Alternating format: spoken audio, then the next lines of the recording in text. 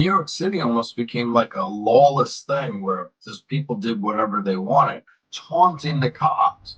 And you witness that yourself in your car. You're like looking at these guys. You're like, that, as we used to say as cops, that car's dirty or that's a fake plate. That's all that stuff.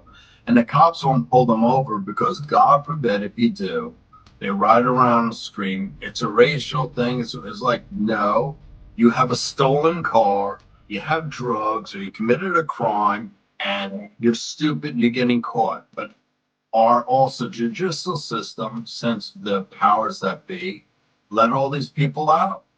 They do everything and they think it's a joke, standing up for what's right because people I think had enough, including myself, but like enough is enough, and that's when powers that be said we had enough. It's either going to turn the tide or it's just going to get worse, and we refuse to let it get worse.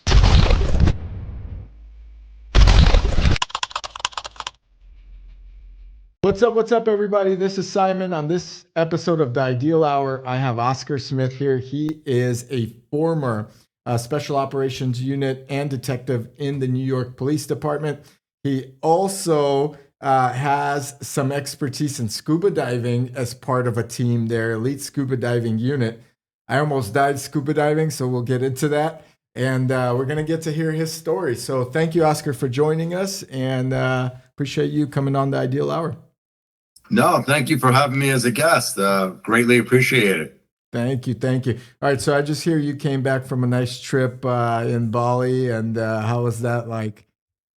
Bali was like always a thing for me. I've been a surfer for years, and some of the guys started off when I was lifeguarding, and I became a beach lifeguard. It was funny because I was clerking at a law office where I wanted to be a lawyer, and I ran into a friend of mine, and he was on his way to the beach. I'm like, dude, what are you doing for the summer? He's like, well, I'm a lifeguard. I'm like, I'm in a suit and tie, whatnot. I'm like, I gotta go to the office. I was like so bad. He's like, dude, just come out and try out for a lifeguard thing. I was like, dude, I'm not a swimmer. I'm a D back and a gymnast, track and field guy. He's like, don't worry, they'll make you a swimmer. And that's how it all started. And I met all these like pro surfers, and it was a different kind of atmosphere with the guys too. It was kind of cool because some guys wanted to be med students or teachers, stuff like that. So it was kind of a great thing. So I got introduced to surfing around the world. So Bali, Hawaii, south of France, and then, Portugal, and then Spain, it just goes on, the list. And I try and hit all these spots. And I'm getting older now. So I'm like, oh, that's a little too big for me. What's the best place that you've been to surf? I mean, so many people are into it, and there's so many different waves out there or climates. Where would you say it's a memorable place to surf? Off the coast of Morocco. Really? It was funny that I was there with my wife and found this little cute little surf spot, and not realizing that it was shark infested waters. Oh. I was the only one out there catching great waves, and I was like, "Oh, this is great!" And whatever the lifeguard guys were trying to whistle me in, and my wife said, "He's not coming back in." It was like, "No, we don't want him to come back in. It's shark infested waters. That's why nobody's here." My God, did you see any sharks? No, I didn't see that. They didn't. They told me after I got out after an hour or so, and I'm like, "Oh, okay." Thinking I was like, "What did you think? Find the best spot?" And that's what I learned. Guys go where there's a great break and there's nobody there, and the water's crystal clear and it's pretty. There's a reason why there's no one there, so you got to take that into account. You shouldn't jump in it then. It's yeah. kind of like I kind of learned that now. When I go to new spots, I kind of talk to the locals a little bit. Okay. All right. So let's talk a little bit about the NYPD. I mean, your guys' police department. We'll talk about New York. We'll talk about California, but NYPD is a little bit of a prestigious police department. I would say it's probably the most prestigious police department in the whole country in terms of size, what they've been through, and kind of backing to some of the other law enforcement out there. One thing I notice every time I travel to New York is NYPD is everywhere, whether they're ticket, cops, or whether they're undercover or you name it. The police force seems like it's abundant in Manhattan, particularly. Now you come to San Francisco, and it's like if you see a police officer during a 1 hour to 2 hour routine of driving, walking, whatever, you'll be lucky. So tell me about how it was like working with NYPD, and why get into the police department, and why be part of their elite scuba diving unit? It sounds a little crazy. Oh yeah, that's a real easy story. When I was lifeguarding, I met a cop, a Nassau County cop, Richie Wagner, and he wound up working, like a weekend with me in my chair. And he was telling me, look, I think you'd be a great cop. At the time, I was a phys ed teacher, and had summers off and stuff like that. And I just started that gig, and I was kind of bored of it. I was like, I want something new and something challenging. He said you could be a cop. So we had 8 hours sitting in a chair. He's telling me the benefits of being a police officer, and then also the pros and cons of it. I said, if you hate it, you quit. So I tried out for the NYPD, and most people don't understand why it's a big department. There are 38,000 cops in all 5 boroughs. And most people don't realize that there's ATF, Secret Service, Marshal Service. There's so many guns in Manhattan, as in law enforcement. So it's a very, prestigious thing to be NYPD, because we are the largest police force in the world, and they have to maintain the numbers of 38,000 every year. That's just to cover all 5 boroughs, because for the amount of people inside, you learn that. And it's great in the academy, because you learn about the history of the police department all the way back from the early 1800s, and how it first started, and what the colors mean on the flag and outside the precincts. And you meet great men and women from all different parts of the city. It was funny, one guy in my academy class, he never knew how to drive a car because he grew up in Queens. He's like, I took the train and buses everywhere. He was like, it's my first time learning how to drive a car. I'm like, come on, I'll give you a lesson. Like, this is stop, let's go. It was kind of funny. And when you do start in the police department, everyone starts at the same thing as a patrol cop. And you have to wait 5 years before you can put in for any specialized unit or any kind of advancement whatsoever. And that's 5 years is kind of long. It's just like, all right, but it hones you in from learning from the veterans how to be in law enforcement, how to be a cop. And I remember I went to housing. So I was a project cop, and then realizing that, wow, this is real stuff. Like, you have full on crime, murders, robberies, rapes, everything else like that. I'm like, wow, this is like something out of TV. And I'm like, what am I supposed? Someone should call a cop. It's like an episode wait a minute. Like an episode of The Wire. Yeah, exactly. It becomes really real to you when you realize people are asking you for help, and you have to make those decisions. So you learn from the veteran guys, and you make mistakes. And that's when the veterans come in and kind of help you along the way, because they've been doing it for 10, 20 years already. So, it's a very exciting job. And at times it's also depressing, because you see how rude people can be to each other, or brutal to each other, and then just completely clueless. And then you have some people who are just quite nice. Like after 9/11, and everyone in the world loved us. Yeah. Did we get a pay raise? Nope. Everyone was like, well, dude, I thought we were going to be making money like Nassau County, which is the richest county in the country. And they were like, nope, you're not getting anything. Sorry, you guys did your job. And that's the cop attitude in New York City, is that we make things work. If you want to give us duct tape and bubble gum, we're going to make the planes fly, helicopter, boats, whatever it is, we're going to make it work. And that's just the resiliency of New York City cops. And that's, just that attitude, like, hey, we're here to make sure, that we protect and serve as best we can. Has the sentiment changed since 9/11 towards cops are kind of bad now in the perception, the public perception? Are they not as unified? Are people not as unified as they used to be towards appreciating police? I hate to say it, that yes, and then no, until they become a victim of a crime. Then, like we said, trying to find a cop. And it's not the same. Looking back, since I've been retired, the attitude of the cops is different. And I'm a pretty big guy. I'm 5'8". I think I'm 5'9" sometimes, but I'm a solid 190 pounds. Oh yeah. And I remember, my partner, Roosevelt Green, big linebacker, black guy, and they used to call us Rock'em and Sock'em. It was like, you sat there, and when you basically got on a scene of any sort of disturbance, you commanded respect by just being there, your presence. And that was the whole thing, where people go, look at the size of those two guys. They look like they do not eat donuts and hang out, So it's now the perception the cops are like mall cops. They're too afraid to do anything. There's no one there to teach them. Like I said, the veterans, a lot of guys, like when I retired, all just dropped, and especially after this whole nonsense of, like you said, cops are bad. We want, everyone to do their own policing kind of stuff and whatnot. It just became a mess where I don't blame the police officers now who are trying to go into law enforcement, are told not to do certain things because don't respond to that. Let that happen. Just fill a report out and that's it. Don't be basically proactive as a cop anymore. Be more reactive. That's the whole thing. If that even. Exactly.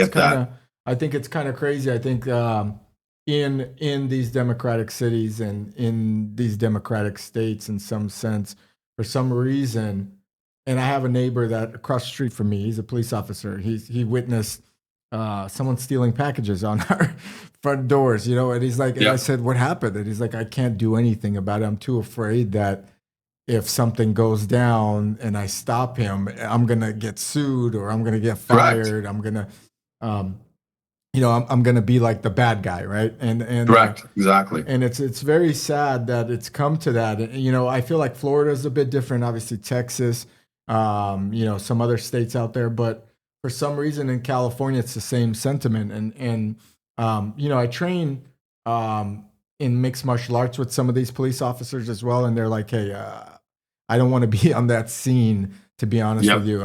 It's a tough situation. Do you think that'll ever change, by the way, Oscar? Like, are people going to say enough is enough? Let's let the police do what they're meant to do. Let's enforce the law. Or is it just going to get worse where the people that are being hired are not trained for that job and then too afraid to do their job? It's two things. One is that, the cops who are coming on, they're completely out of shape. The videos are ridiculous. Just looking at these guys who look like, I hate to say, we had a joke in the police department, when your, bulletproof vest looks like a lobster bed, it's time for you to go lose some weight and get in shape. And just what they're hiring like the bottom of the barrel. There were guys, my class was about 3,000 at the time. And, police officers going in, and people got weeded out. You failed out. That was it. You were done. Or, you lied about your drug testing, or you had criminal history. Now they just hire anybody. And that's what they all said. And that's what made a lot of veterans leave. Or just, like you said, your hands are tied. You can't do this, can't do that. And, I never forget my instructors. You learn boxing and wrestling and all different types of moves and whatnot. And like, as they say, you're going to get in a fight with somebody where they're going to try and kill you. Mm-hmm. So you have to realize that this is the job you're taking. It's like telling a soldier, unfortunately, look at our military now. Yeah, you can wear a dress. I'm like, what kind of crap is that? Have you seen those military videos where they're doing like cheers and stuff, and they're like, we're proud of this and proud of that, and it's like, what is going on? Last year, I got the privilege of swimming with the Navy SEALs and the New York City swim. They, allowed me to come and swim with them, meeting them, and I'm still friends with them. A lot of them that I met, really, that whole military community, and they're just like the same thing. What the F? What are you doing? And most of these guys are retired, and the new guys, they're just like, dude, we want to follow in your footsteps. We're not the Shirelles, we're the SEALs. It's like, hello, what's going on with that? But I think everything needs right now for it to change. And I'm a Democrat, and I just said, I voted Republican. And I think a lot of people did the same thing. We're like, enough of this stupidity. And it starts from, like you said, our mayor being an ex-cop. He's the most racist guy in the world, does whatever he wants. I mean, he parties all the time. He doesn't fix anything crime-wise. People are like, what is wrong with you? Now they just added congestion pricing. People have to pay to go to work. Let's talk about this congested pricing, because I've seen a few videos of people getting pulled over. First of all, the rates are crazy. Tell me what it's like. And they're hiding their license plates. I mean, tell me what's happening there. That's like something on top of... It's a mess, because, people started hiding their plates because they put speed cameras everywhere. So one instance, there's a school. It's Sunday afternoon at 2:00 in the afternoon. The school's not open, and they have a 15-mile school hour zone. And guys were getting hit. But, they're $50 tickets. But you're getting hit all the time everywhere for these speed cameras. And it doesn't say you accelerate, to go past somebody, you get hit with a speed camera. say all of a sudden you're accelerating and you slow back down, or you're trying to avoid something. It's like, there's no say whatsoever. So people got sick of that. Then also all the punks, like you said, in the past couple of years, we have these punks with fake plates, all this other stuff. So most people are just like, New York City almost became like a lawless thing where just people did whatever they wanted, taunting the cops. And you witness that yourself in your car. You're like looking at these guys, you're like, that, as we used to say as cops, that car's dirty, or that's a fake plate, that's all that stuff. And the cops won't pull them over because, God forbid, if you do, they ride around and scream. It's a racial thing. It's like, no, you have a stolen car, you have drugs, or you committed a crime, and you're stupid and you're getting caught. But our also judicial system, since the powers that be, let all these people out. They do everything and they think it's a joke. I mean, the worst thing was that video of those two kids running that guy over in Vegas, the older ex-cop, and laughing about it, thinking they're going to get a slap on the wrist. That's the mentality level, because they think it's funny. They think, oh, nothing's going to happen to me, not realizing you just killed somebody for your YouTube videos or whatever it is nonsense. I mean, it became such a zoo where people are now starting to stand up. Like, you do see videos of guys going, get out of my Dwayne Reed, get out of my supermarket, you can't steal here, whatnot, standing up for what's right. Because, people, I think, had enough, including myself, was like, enough is enough, and that's when powers that be said, we had enough. It's either going to turn the tide or it's just going to get worse. And we refuse to let it get worse. Well, it's exceptionally mismanaged is what it is. The leadership, I think, in both states, like Newsom right now, he's dealing with this crazy problem of the fire, right? And he's acting like everything's great and it's a rebuild of a new city and so forth. Yeah. And it's like, this is not the only problem that, when he took office, the California, for example, was on a surplus with money. And then with him, I think we're at like a 25 or something billion dollar deficit at this point. The point is, it's just mismanaged. I think even out here, I don't know the laws in New York, but here we just recently passed a law where finally, if you steal or shoplift, it's a felony, because a lot of people got tired of it. I mean, Democrats, Republicans, whatever. You're at a mall with your kids and all of a sudden 20 people run in and they're breaking glass and taking whatever they want and leaving. It didn't go well with anybody. And I think they try to cover this up. And finally, with social media and videos out there, people are starting to realize that this is a cover up. Like, what are you doing? Why are you letting people do this? But now with the fires, we talked a little bit about it earlier before we started the podcast. I think even more people are waking up that voted, Democrat for so many terms, specifically in California, specifically in places like New York. And now, they're going to have to rebuild their house. And on top of that, they're going to have to pull permits, and pulling permits out in California in these areas. Good luck. Now you're dealing with some, paper pusher with a pen that's like 28 years old. That's like, no, you're too close to this or that. Good luck building your house again. I think that'll sway people. You also have the problem where the homeowners insurance companies pulled out of California, which is interesting. It's kind of weird, because I'm like, how are you supposed to insure your home then if you don't have homeowners insurance? And then I'm going to sound like a crazy conspiracy theory, but now you have a fire. And now these people don't have any money whatsoever to go and rebuild their houses, and there's no insurance. After. And you know what's crazy about that is, like, you could ask a question. If insurances are pulling out of your state because they're saying there is a potential risk of a fire or a disaster, wouldn't that, like, a normal leader get an alert and says, hey, we need to do something about this, or we need to prove to our state or to our partners in the insurance field that we are insurable, that we are managing the forest, we are managing these hydrants.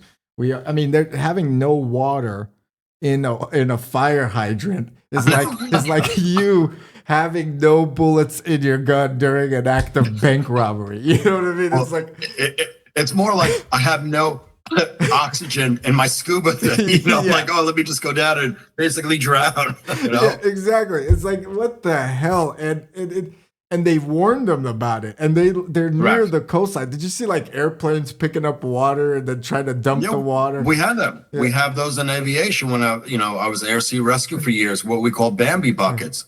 And the worst was, I saw that the firefighters here, because during Katrina, there was a whole group, like I said, the 38,000, at least 5,000 cops went down to Louisiana in that area to try and do security for everyone because there wasn't enough. It was looting, all that stuff.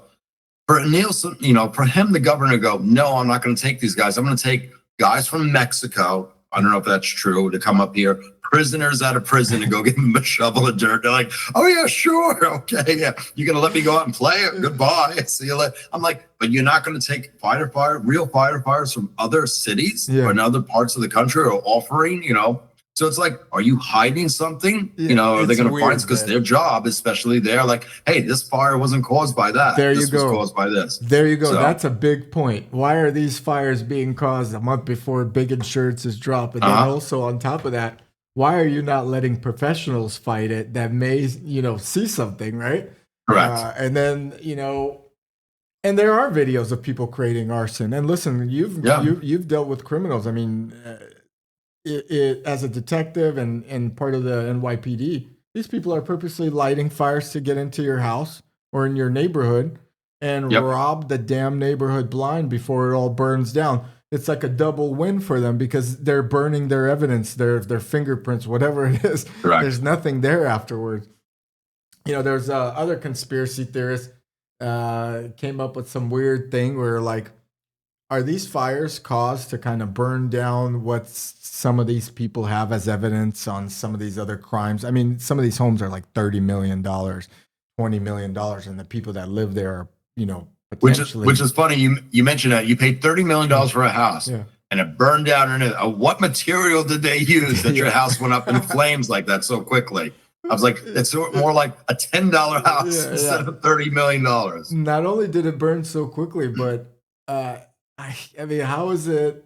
I just don't get the fire hydrant part of it. It's just like, how do you not have water uphill? How do you not have a pump? I mean, I've seen and done some research on this.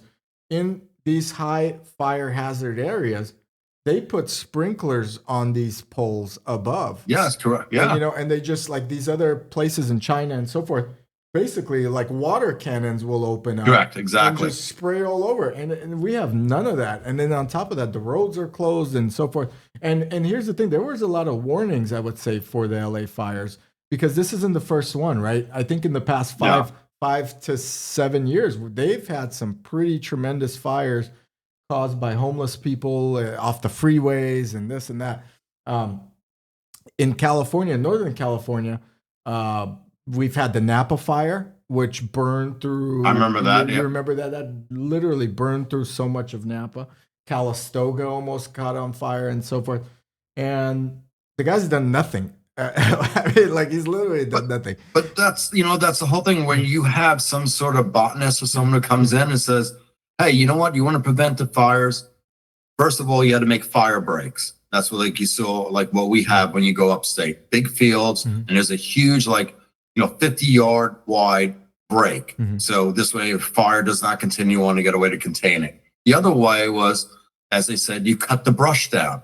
Cut it all the way down. Take the guys out. Take the guys who are convicts. I mean, we used to have that work release guys come out there. They would love to do that. They'll get old school chain gang. Yeah. Here you go.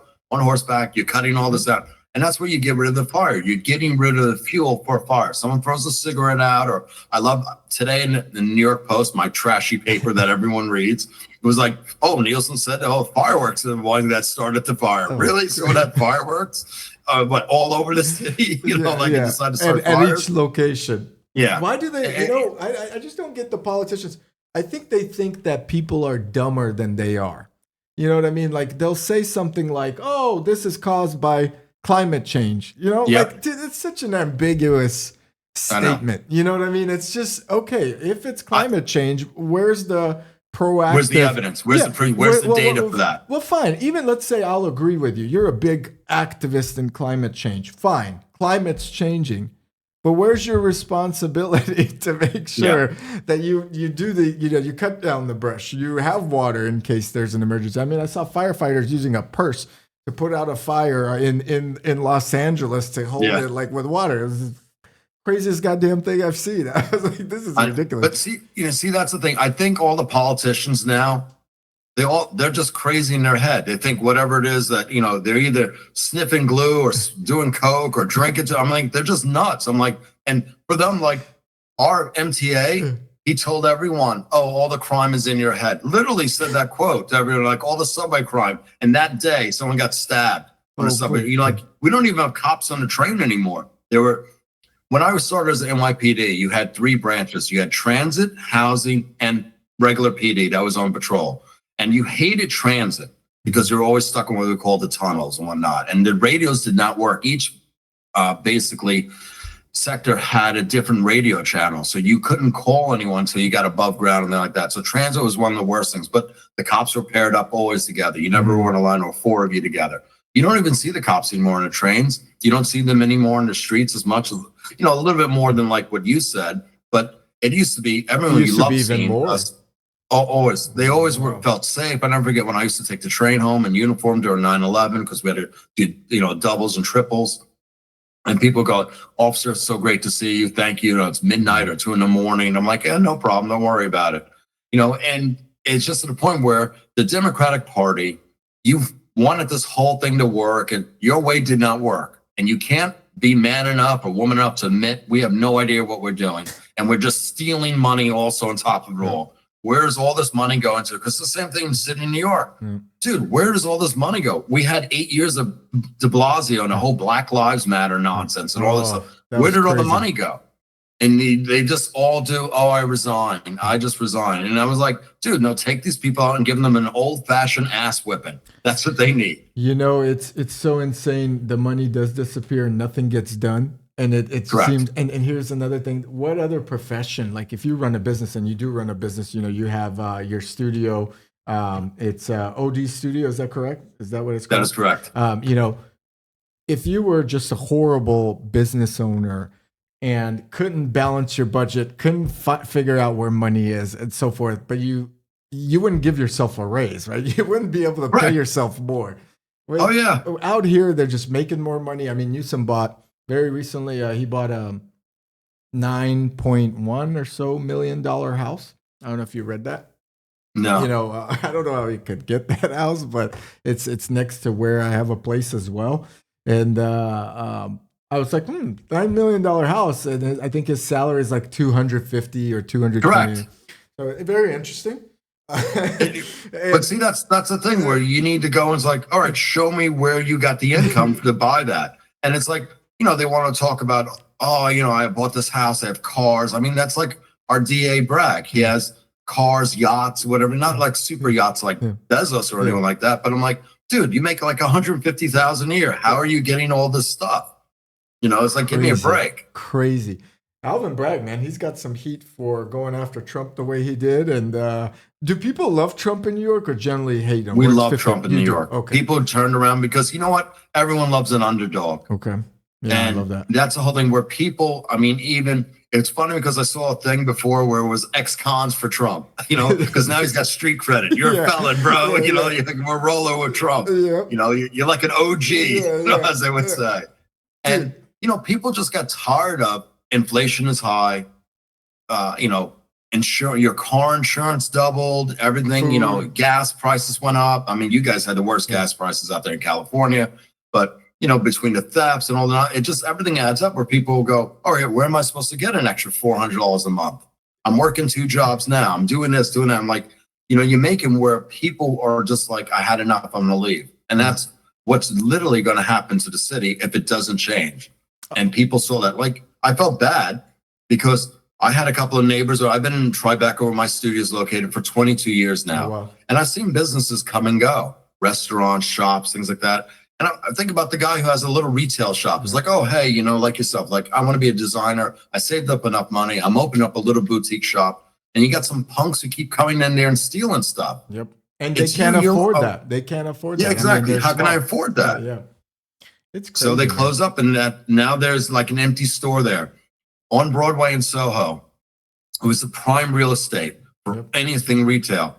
I remember last time I walked there, before the new year started, it was 17 open stores, ground floor spaces. You never had that before, ever. People will pay $50,000, $60,000 a month to be there because of the volume of people who go there and shop. And it's that level of people also, like Spring Street, Prince Street. And so it's Soho. Yep. It's like everyone out there. You want to run into pretty models? That's where you go and hang out. Yep. It's one of the most famous areas in Manhattan. I mean, and in the world, I would say. That's where we go when we visit, and we have to visit it. That's crazy, that many stores. I mean, I've seen that in downtown San Francisco as well, where you look around, it's like one store empty, one store, and no one goes and shops in downtown SF because, first of all, there's no cops around. Second of all, you're going to be witness to like a Louis Vuitton robbery, and we've seen that, it's just and I feel bad. It goes back to what you were saying for these ma and pa stores. You guys didn't even have it as bad during the COVID lockdowns. I mean, it was bad, but it wasn't as bad. But out here, my God, it killed every single ma and pa downtown store because they didn't let them function or operate. Correct. And then they charged them. They made them build out these little 6-seater outside the building on the parking lot. Then they build them for the parking spaces and so forth. I mean, it's just insane. And it's no way to conduct any business while they're rich, fattening their pockets. Correct. It's insane. It's insane. Yeah, but I'm glad New York loves Trump. It's in the Bay Area. I think more and more people are coming around to the idea that you could wear a Trump hat or you could say I voted for Trump. But that's the whole thing. Like most people just are, good moral upbringing, so to just have manners. Like if you like this candidate and you don't like my candidate, you don't have to tell me that. Yeah. You don't have to try and put me down. And that's the whole thing about the Trump supporters. Yeah. We're like, we kept quiet because we don't want to run around like a bunch of rabid dogs, and be stupid because you just don't like the terminology that we have. Big deal. That's what the country was about. Everyone together being individuals, not being some collective. And, that was the whole thing where, my wife has been in fashion for years and she has gay friends and stuff like that. And even her gay friends go, this is a little bit over the top. We don't need to see having kids in drag and all this other stuff at, 4 years old. Kids should be playing with G.I. Joe, Barbie dolls, whatever. Not like learning about sexual stuff or whatever. Like, oh, you're not a boy, you're a girl. Remember the pronoun crap that went on? I'm like, what?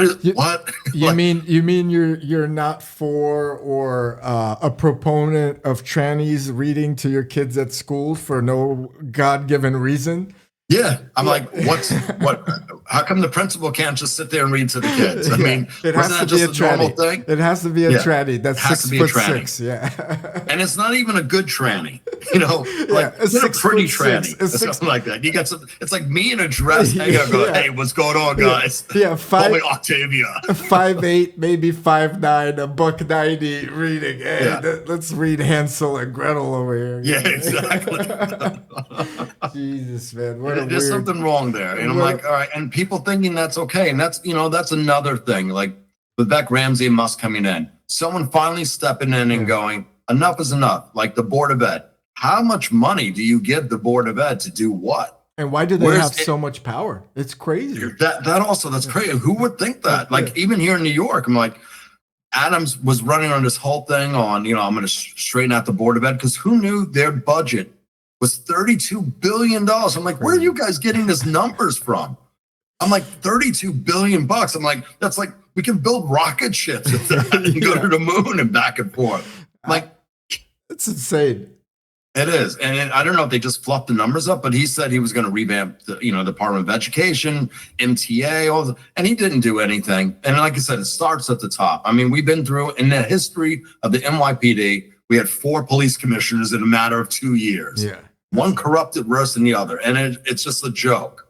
It's just a joke. It's like, and I said, NY sometimes reminds me of Gotham City. It's just like. Pretty much. It's that is New York City. Was actually, Gotham City was basically the theme of, the whole Batman thing, New York City being that. With Eric Adams at the top, huh? But what? Interestingly enough, I think he pissed somebody off at the top as well because they came after him.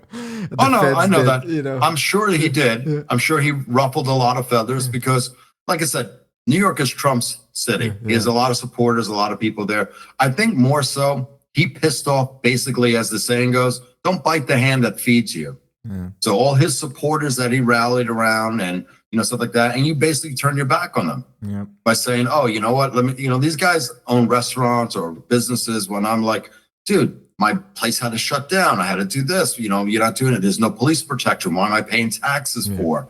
It's funny because you look at the people who live on Billionaires Row, right? And I don't get it. You're going to buy $65 million apartment.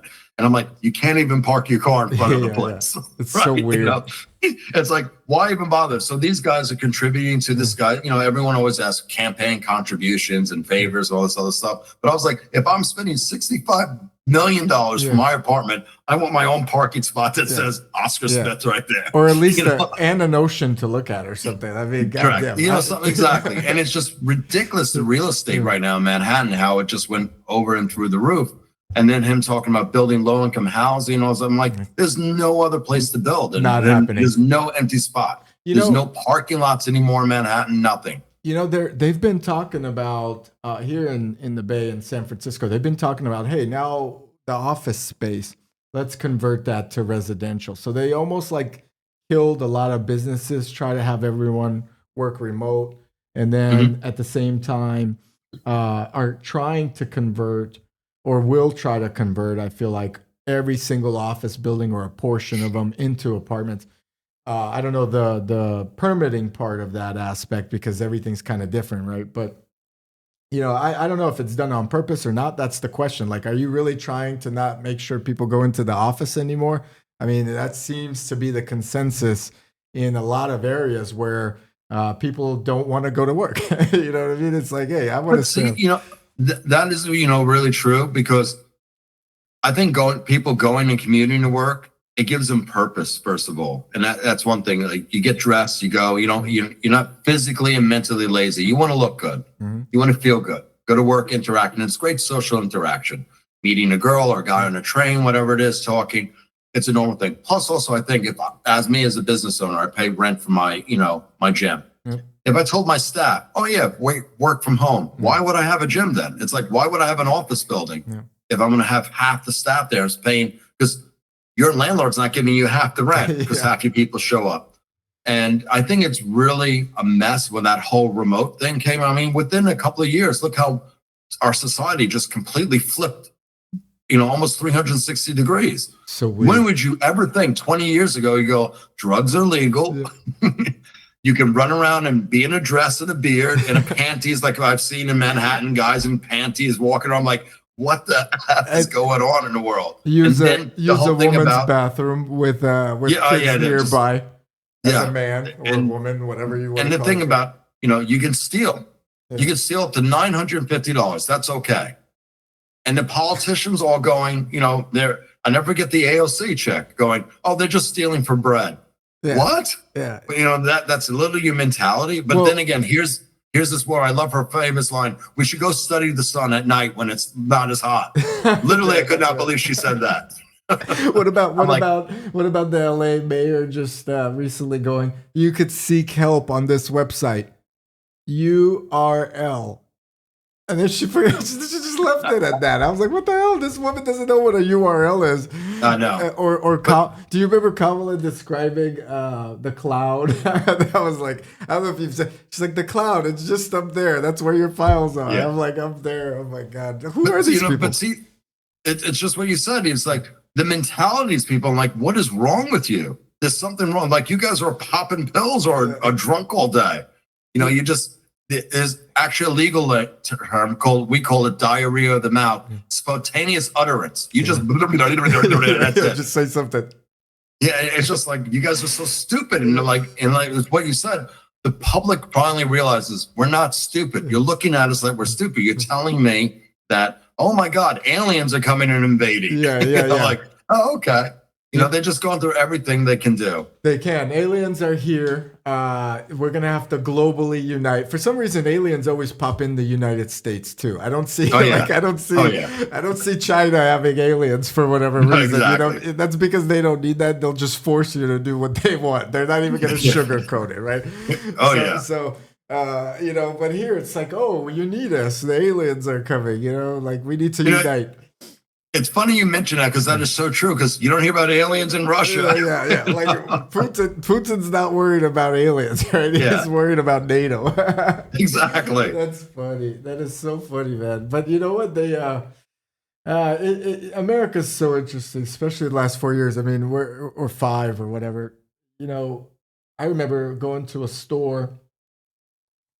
Or my wife went into the store. I was dropped her off like a Safeway, which is like a convenience or a grocery store, and then she got yelled at for bringing her kids there during COVID.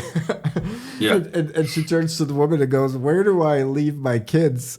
Like, do you want me to?" They're like, 5 and 4 at the time or whatever. And she's like, "Where do I leave my kids to go shop groceries?" So her and this woman are going at it. Like, people have gotten so fucking nuts and they're so scared. 6 feet, this, that, and none of these rules matter. These masks and this. And by the way, as a detective and part of the NYPD, can you imagine if they did not take away the mask mandate? How many more burglaries and robberies and just random theft would have? It's crazy, that, and that was the whole thing of like, you can't ID anybody. Yeah. I was like, running around. I never forget. During COVID, it was the summer, and I went swimming. My wife would run on the beach with me, and I'll go run and swim, do my thing. I came off, and some public safety girl and her tactical vest went on. I'm like, dude, you're not even carrying a gun. You're wearing a tactical gear like you're going to battle or something. And she's like, oh, you should have your mask on. And I'm like, I just got through swimming. You tell me, how do I go swimming with a mask on my face? But it was the funniest thing because my wife said to her, and she was the size of a blimp. Same, like I said, of a lobster bit for the thing. She's wearing this whole outfit. And my wife was like, we were running and exercising. You should try it sometime. Oh my God, I love it. What did she say to that? Did she have she didn't know what to say after that. She's like, what's exercise? What do you mean? It's like the most stupidest thing. Like, and that was the whole thing, like the COVID thing with, remember the plexiglass shields everywhere. Dude, and they put that cost on the businesses. That's correct. Another crazy thing. It's like, hey, you need like $2,000-$3,000 of plexiglass and shield in your office, and you're gonna have to sanitize and this. It's like they're trying to bury you, not help you out. They're over-regulating you, and that's why I like Trump as well. He's like, hey, let's deregulate. You know what I mean? The government shouldn't be so involved. And Musk said the same thing. But I have a funny thing to tell you about that. Surfing as well. I have a buddy. He was surfing out here. He literally lives near the ocean, so you could see it, and then walk down from his house, walk down the hill, went surfing, and then the Coast Guard pulls him, brings him back there, like waves him in. He's in the middle of fucking nowhere, he's out there. And they're like, you can't be on the beach. There's a COVID thing and so forth. And he's like, I'm out here, by myself. There's not anybody in sight. They try to sign him on a ticket, put it on the news. And then I remember that. I remember that whole thing. And he's like, what is happening? He's like, what are you like bothering me for? It was just insane, man. I remember that whole thing. That there were cases because out in California, there were a lot of guys who were just like, I'm out surfing or I'm out running. Yeah. I'm by myself. Yeah. And they're like, oh, you're going to get a ticket or we're going to arrest you. It was like, and that was the thing. Like the NYPD told basically the brass and everyone was like, we're not doing that. We're not hitting people because they're not wearing their mask. That's their right. If they don't want to wear it, if they don't want to be out or whatever it is, it was like the most stupidest thing. You're looking to cause confrontation. The most stupidest thing in the world. Yeah. And how quickly that came and went. Yeah, and that was the whole thing, just showing the stupidity. And I love, I'm in the health and fitness field, right? I have my master's in, kinesiology, biomechanics. Where in the world did you ever see, hey, you know what? Alcohol, smoking is all needed. Essential businesses that need to stay open. I'm like, not, hey, we want people to be healthy. We're going to show you this. We're going to give you that. It's like the most stupid thing. But you also had people who did not know how. This is, like you said, this is how you wash your hands. Go over the hands to the top, sing happy birthday. Yeah. Isn't it funny how they also talk to you while presenting it as if you're like freaking 7 years old? Correct. They're like, you have to do this. Like, you're just like, hey, you fucking crazy or what? I'm 45. Yeah. They're nuts. It's people are going to look back at the past 4 years ago. What happened to everyone in the world? It's like, all right. Well, getting back to what you were saying of like physical fitness and a police officer at least needing to be able to run, a mile, let's say, or whatever, which probably if we take the police force and say you have to run a mile today, I would say maybe like 70-80% may not be able to do it. At least 80%. Oh, wow. At least 80%. It's crazy. The videos are hysterical of people basically jogging away from the cops because the cops look like, the like blue meanies from the Beatles. Just they ate themselves to death. And that was the difference. Like, LA cops, because I remember when I was in the academy in 97, LAPD called me to come out there. And I'm like, dude, I'm in the police academy. And I'm like, no, we want you to come, because I tried out with them, I think 95 or something like that. I went out to LA. Went out with my friends, hung out, we're like, looking for jobs and figuring out what to do for ourselves, wanted to change. And I'm like, they're like, oh, we could do this, you could do that here. But I'm like, look, this is the largest police force in the world. They have all these different units and places, plus NYPD Blue, it's big, they call the blue magnet, the uniform, you get girls, all that other stuff, and career advancement. And I remember telling that to the cops. I was like, you know what? He did make a point, the sergeant at LAPD is like, we stay in shape. There's a reason why we have our uniforms with the white t-shirt, and the cops look the way they do. They take a fitness test every year. Here in the NYPD, they don't, because they know what you just said. 85% of the cops will fail that test. And they won't meet their quota of 38,000. Exactly. And then, all of a sudden they're not getting funded, or they're getting, correct.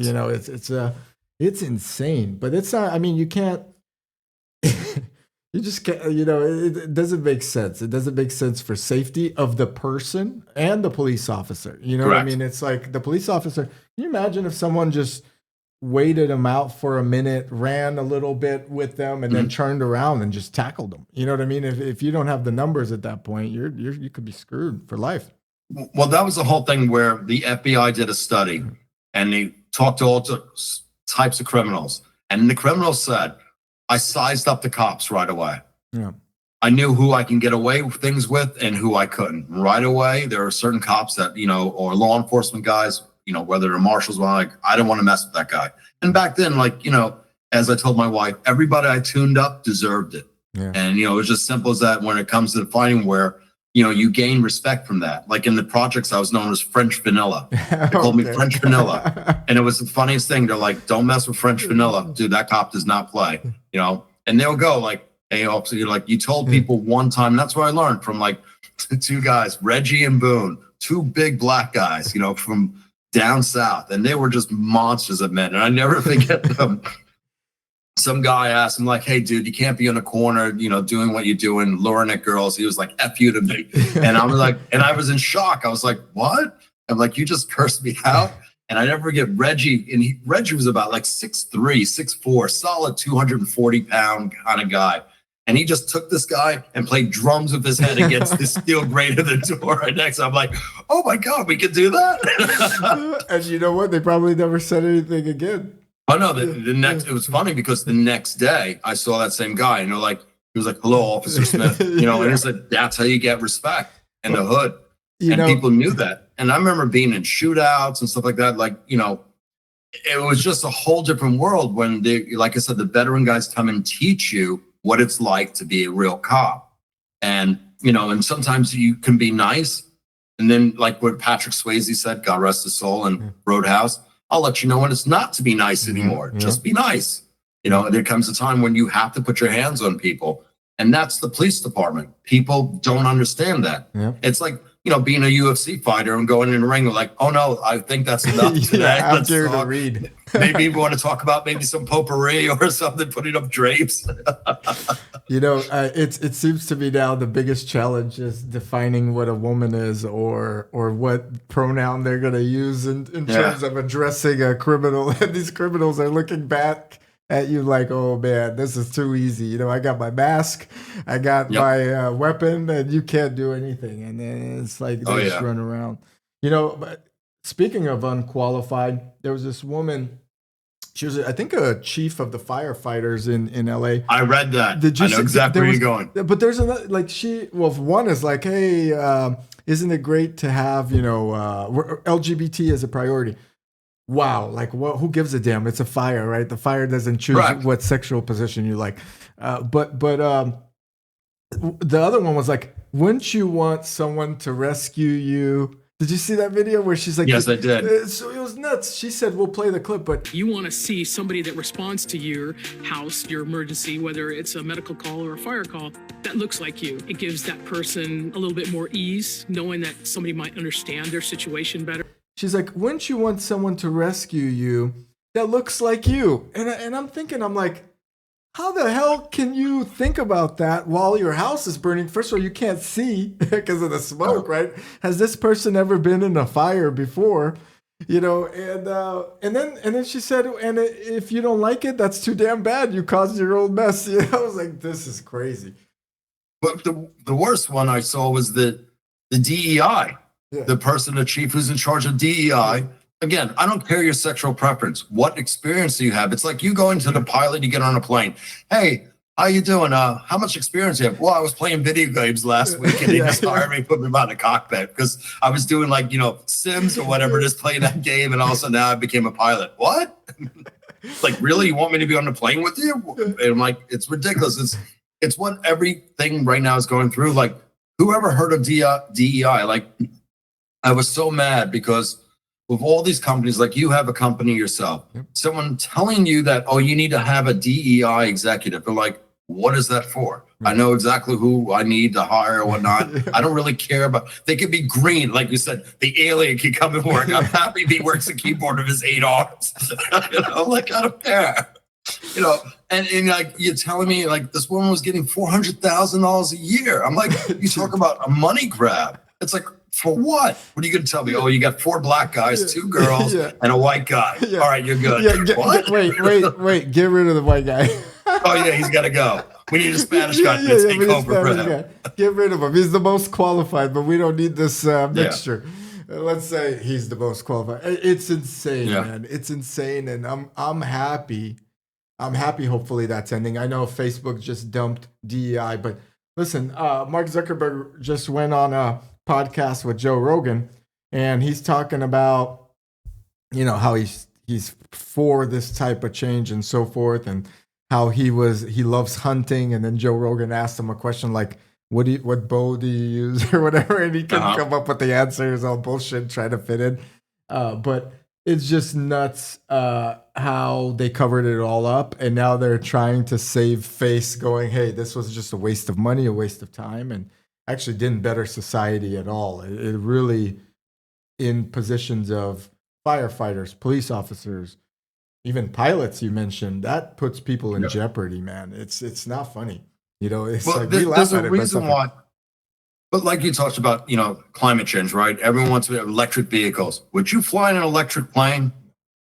Absolutely not. And I explained just simple aerodynamics, like the pilots told me in the helicopters I jump out of all the time, and planes, everything else. When a plane loses power, the engines still run. Yep. So you don't have to rely on it. When a plane loses power that's electric, you're dropping like a rock. Gone. There's nothing. That thing is not a glider. And that's the whole thing. When you're in a boat, and a boat captain would tell you right away, you always want to be in power. Reason being is because you're always in control. Don't let the tide or anything else like that. Don't go. When you lose power, you're sunk. What that happened with that ship that wound up hitting that Mississippi bridge or something like that. Like, once you lose power, you're at the whatever whim of the the wave. Of the waves. Yep. Correct. Now back to Zuckerberg. All these guys are trying to jump on Trump's bandwagon. I'm like, dude, you're the head of your company. And I had this argument with my wife about our discussion, because I was like, F you, because you could have said no to all the censorship, everything stops with you. It's your company. No one can tell you how to run a company. Now all of a sudden you want to play like your guy macho running around. Yeah. I was like, he's so righteous now. He's like, oh, I'm so masculinity I saw about this. I'm like, but you did nothing about it by telling them no. As you're sitting there in Congress on your phone book because you're too short to sit in a chair. It's crazy. Get your big boy pants on, wake up, people see you're just like anyone else. You just go where the flag goes, because now you don't want to be the guy left out. Yeah, and on top of that, he is responsible for issues, in my opinion, of people that really needed true evidence to what they're doing, true evidence to these vaccines, to whatever's happening in the world. I mean, people, based off suppression, weren't able to get data to make an informed decision. And it's crazy that it just goes swept under the rug, and now he's like some cool guy that's doing some MMA and this and that. That'll never be cool. I know. Cool. He's trying too hard. I think that guy, he reminds me of the guys. Remember when you were out in school, not to interrupt you, I'm sorry. No, you know, and they're okay. like, okay, let's break up in teams. Yeah. And everyone's like, okay, I'll take him. And they're like, dude, we'll take Zuckerberg, but I would give you 10 points too, please. Because his mom paid us. We'll take Zuckerberg, but you could also have Kevin. I get it. Kevin will make up for the slack over here. You know, that was the funny thing. Remember, they'll take the girl over the guy first. They're like, well, I'll take her. Like, you get Zuckerberg. All right. At least she's got a jump shot. Dude, you got to see clips of the interview that are coming out. It's like Joe Rogan's like, this guy's full of BS. You know what I mean? Like, he just catches him on stuff. And he's so hard trying to be that cool guy. It's a little pathetic, I would say.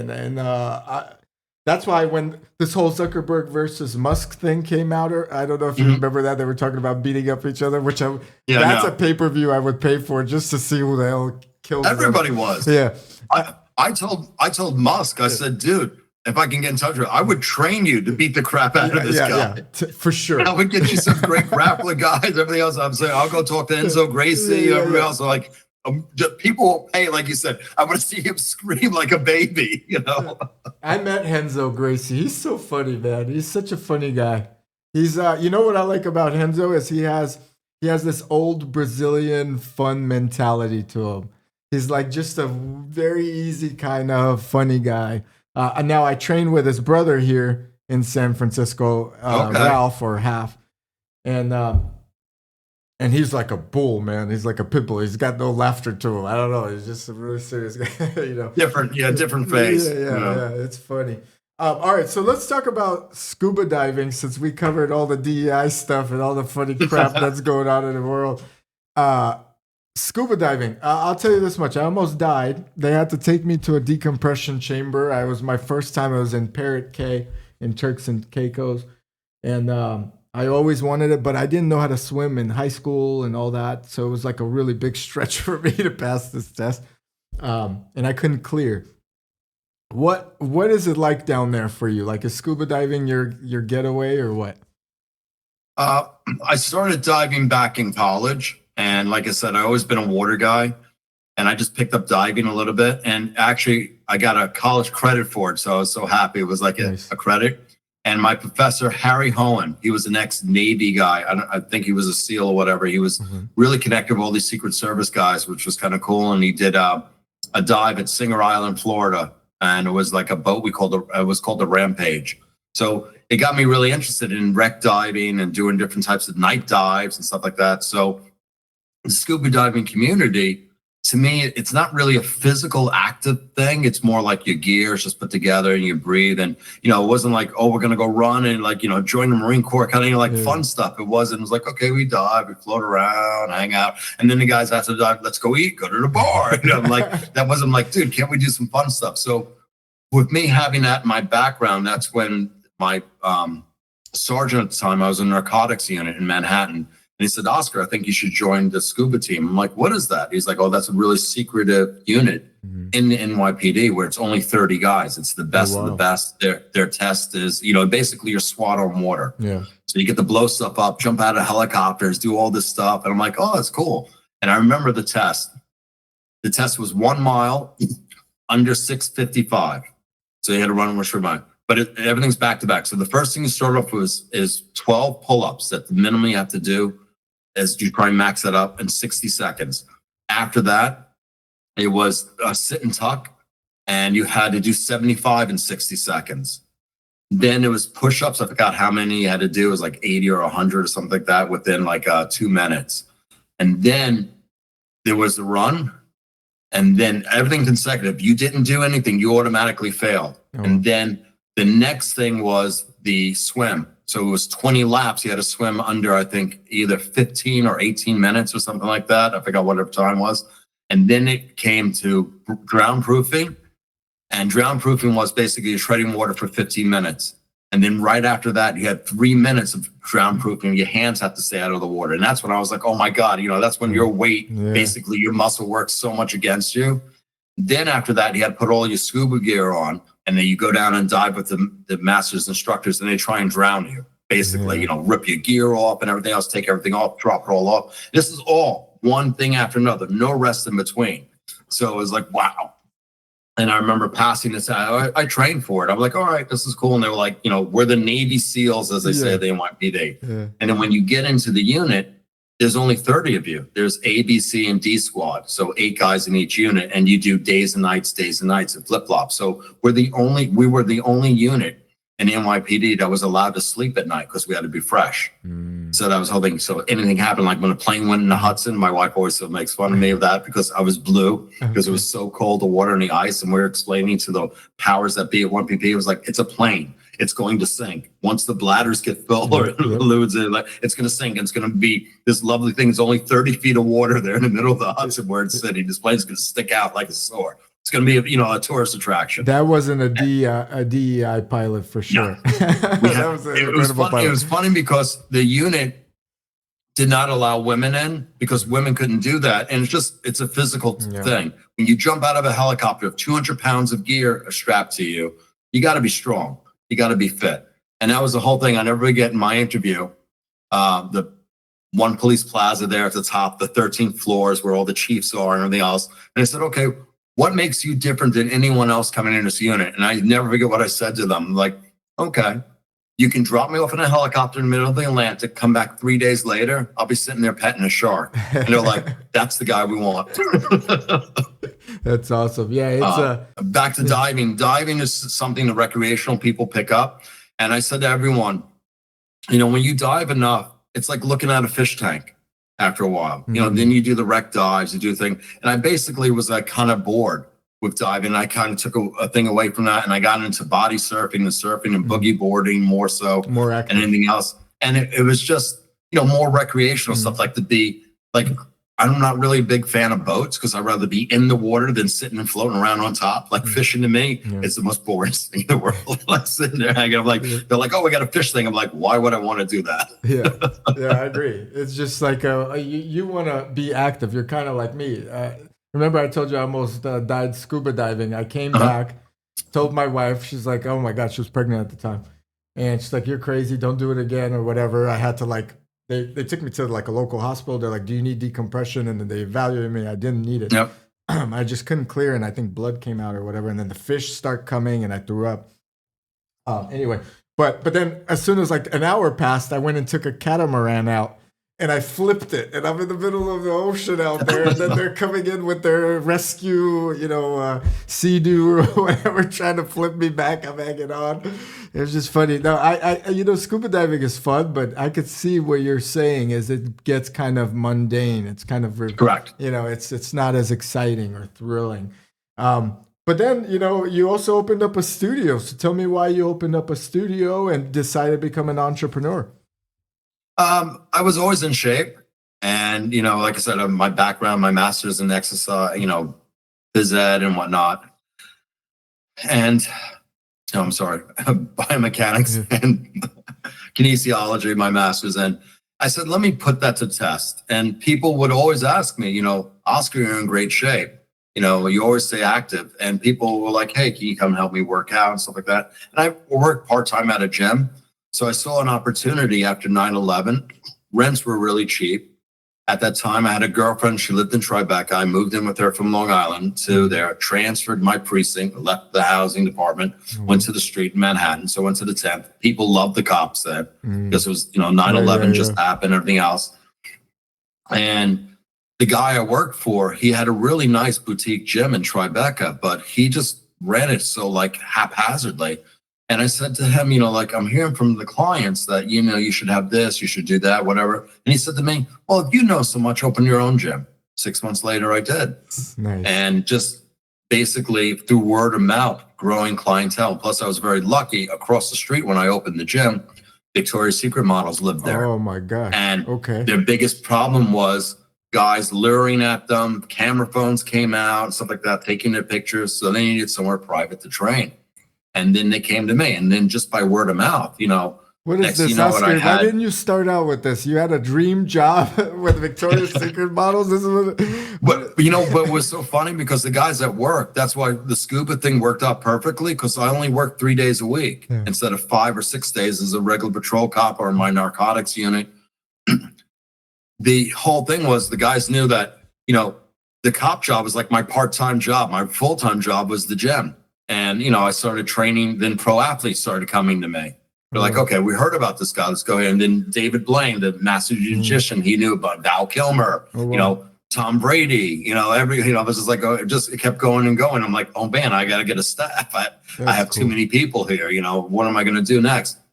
And you make mistakes as I was going and I grew. And then I never forget one client said to me, you know, Oscar, you know, we love your trainers, but they're not you. We come here for you. Yeah. And then that year, I basically fired everybody, got a smaller location.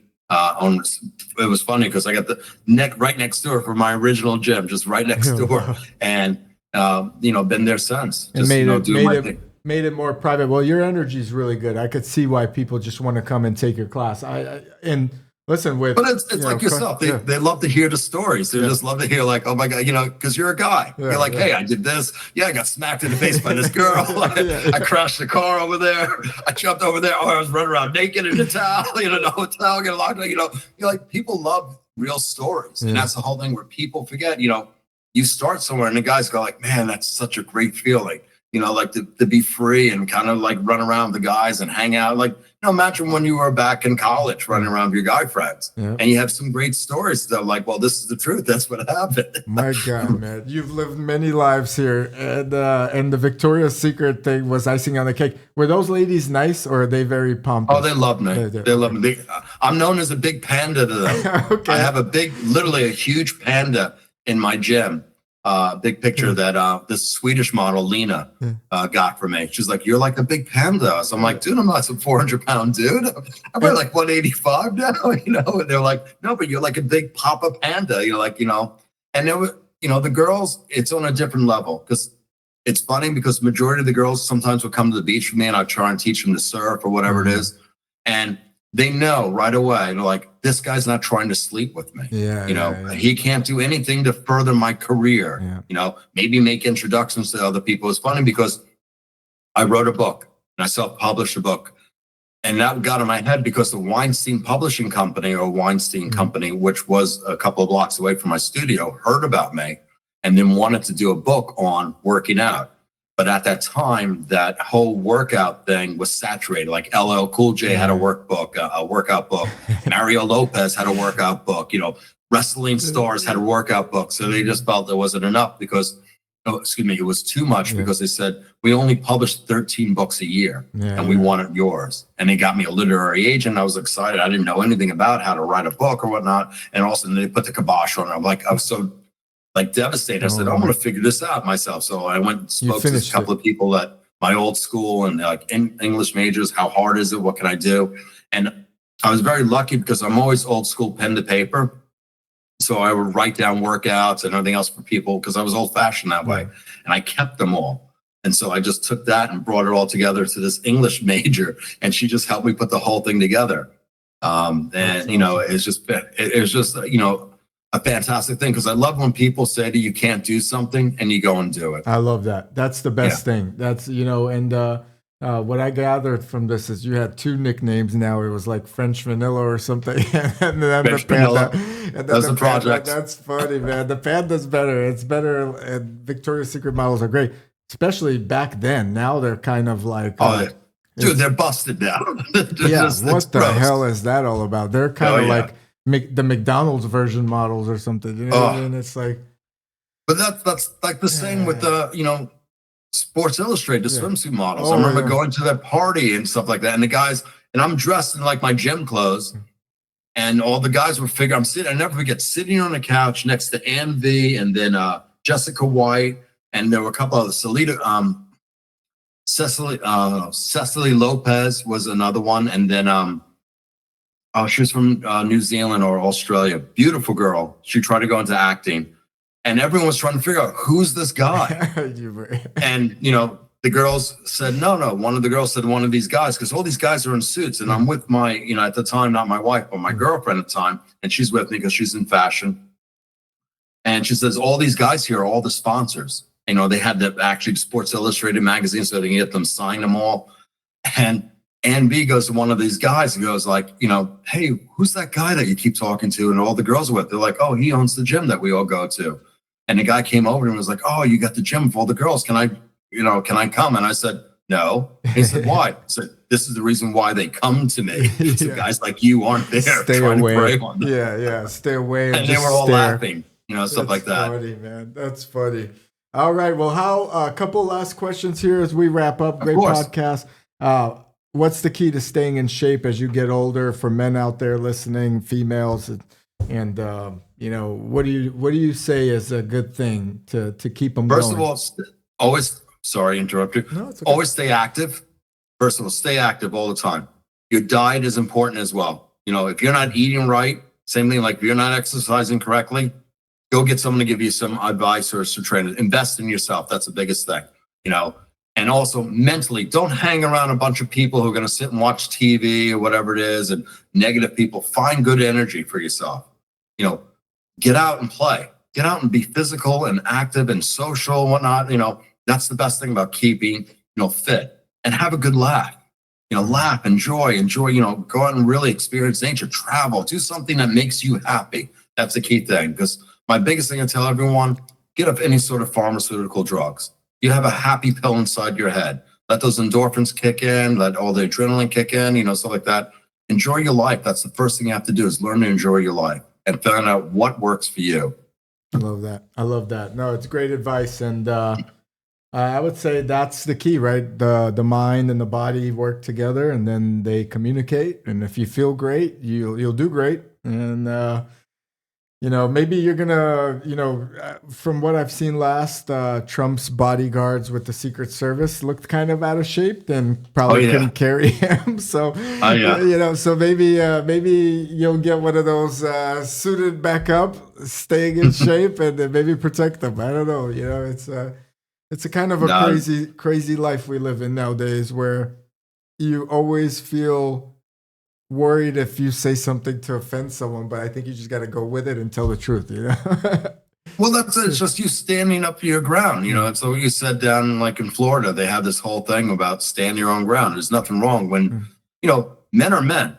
It's like two lions sitting at the watering hole. Who's the biggest lion? Some lions give the classic heads up, hey, what's going on kind of a thing. That's all you got to do to be friendly to people. True. Then you get guys who are knuckleheads. I'm sure Gracie would tell you that guys would challenge him all the time to fight and all this other stuff, and their mom's this, whatever. And you got to learn to walk away, and that's the whole thing. You walk away from things, but sometimes like you can't walk away. And then you have restraint also. And that's the whole thing where men are constantly, we're men. It's like the funny thing. We test each other. Like you talk about the DEI, the fire department down there. Is that hire that you have going to be able to pick me up, throw me over their shoulder, climb down 10 flights of stairs, or drag me out? Give me a break. That lady's not picking up anybody, or lady.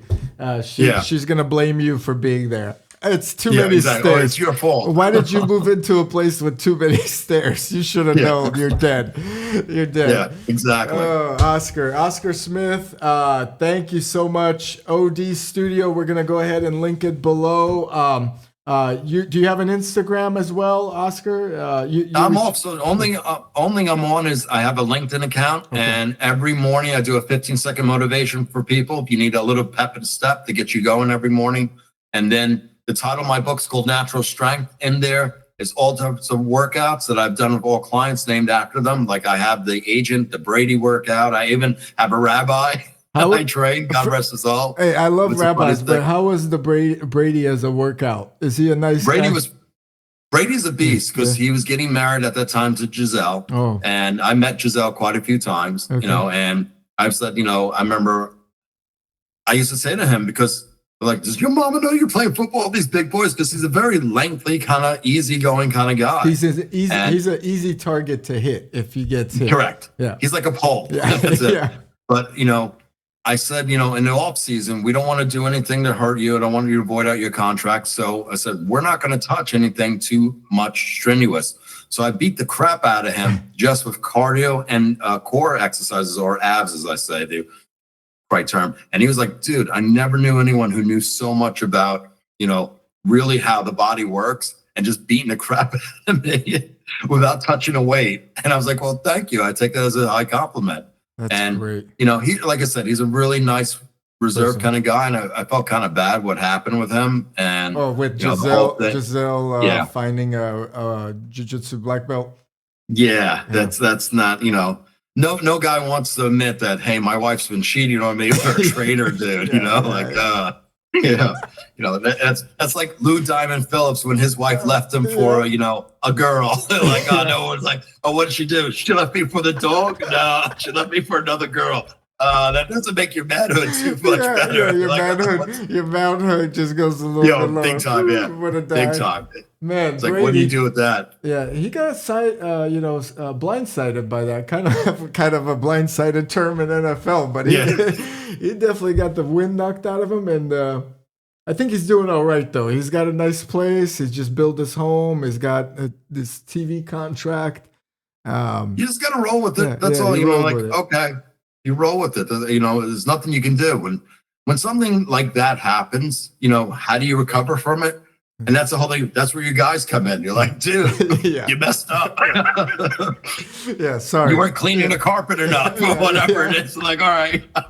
You should have rolled into jiu-jitsu as well and been there and took white belted out. But see, that's the thing. Like, when people don't understand being in law enforcement, our sarcastic humor helps us get over really bad situations, and it's great to talk about it, like what we're doing right now, just talking and laughing about shit. Exactly, and that's the whole thing. That's what makes us who we are as guys. And there's nothing like this. I never heard this stupid phrase. I remember holding the door open in Soho for, I was walking into a place and I held the door open for these ladies, and they're like, no. I'm like, no, what? I'm holding the door open for you. They're like, we don't need your help. And I'm like, and then I heard the term toxic masculinity. I'm like, what the hell is that? What does that mean? You went and Googled it. I did. I'm like, what does that mean? And I'm like, and I told her, I said, look, my old fashioned Southern grandmother would, scold me if I didn't be a gentleman, hold the door open. Yeah. And I was like, dude, that is the most stupidest thing, where today I was like, you can't be a guy. I'm like, I'm a guy. Crazy, man. It's crazy. Most women would be very happy that a man holds the door open and says, hey, you look lovely in that dress. You can't, you made it out where you can't say that to anyone anymore. Like, it was great when I remember in the club, like, you look really nice, young lady. Or you look good. Now they look at you as if you told them you're going to murder them or something. Exactly. They're like, oh my God. I would hate to be single. Yeah. I would hate to be single this day and age. I'm like, what? It's a confusing gender game that they play. Either they don't know what they want. They're taught that something's different. The men don't know how to act. It's like it's a mind, a mind fuck is what I will say. It's a little bit crazy. Well, I like what I asked one of the models one time. I said, if you would date a guy and he told you that I had a relationship with a guy for a year, would you still date him? And every single girl goes, hell no. Yeah, crazy. It's just like this whole thing where it's nothing against, you like what you want. If you want to go hang out with your dog and kiss, that's your business. But correct. It's all good. Whatever you do, as long as you're not hurting anybody, whatever it is, stuff like that. But I don't want to know about it. I don't need to know what you did. I don't know what you like. I don't care what you do with peanut butter. It's not my idea. You know what? It's so weird that it's gotten to the point where, like, for example, they'll paint like the pride flag or whatever on the kids' steps in elementary school. It's like, woo, inclusivity. And it's like, why is this important? Like, teach them taxes, teach them this, teach them these things that are going to better them. That's fine. And as adults, I think you can make whatever decision, but I'm totally against, a 6'4" guy in a little tube top and skirt reading to my kids. Yeah. It's just the weirdest thing. And that should be called out for. You know what I mean? Like, we can't just sit back and say, hey, this is okay. Yeah. And that's like you as a parent, your son and daughter come to you like, hey, Dad, can I ask you something? today, you know, our gym teacher came in our health class in a skirt Like, and who? a tube top, like you said, and a wig. And he said, my name is no longer Patrick, it's Patty. Yeah, it's Patsy. Like, what? I'm Patsy. I love it. Yeah. It can't happen. It's just, It can't happen anymore. I'm glad people are calling out. But you know, I'll also add to that before we go. I think some parents, and including Hollywood, a lot of Hollywood and all these celebrities and all that, they purposely do this to their kid to get attention. Like they want to be that. They want to put that little sign in front of their yard that says LGBT lives here, or Pride is on its way, or whatever, or I have a queer kid. Woohoo! Like, but why is that celebrated? Why is that sexual preference celebrated? Is something that I'll never understand. And you know, you're an adult, all the power to you. Do your thing. You know what I mean? Like, I don't want to know about it. Right. It's funny you mention that, because look at all the celebrities now. They either go and they want attention, they either go naked to events, right? Or they go, I was abused by someone of my parents. Or they go, I'm sorry, I was diagnosed with some so-called illness, cancer, or whatever it is. Feel sorry for me, just to get attention. Like, you guys are craving so much attention. And I love when they go, oh, someone sexually abused me. I'm like, oh, my uncle did. Who's dead? Yeah, or 30 years ago. It's like, exactly. And I never did anything. Yeah, it's nuts, man. Oscar, well, you were a fun time. I'll say it's one of the more fun podcasts I had where I got to laugh. So we're going to do this again sometime in the future, if you're willing. Anytime. Yeah, I had a blast, man. Thank you. I appreciate you coming on. Anything you ever need, you'll let us know. There you have it, guys. The Ideal Hour with Oscar Smith, former NYPD detective. He was in the NYPD. He's also part of their dive team, which is like the Navy SEALs. He's done mini Hell Week, I would say. And, you know, we've had SEALs on the podcast. So I love your energy, and keep going, my man. Thank you so much. You too as well. Much success to you. Thank you again for having me.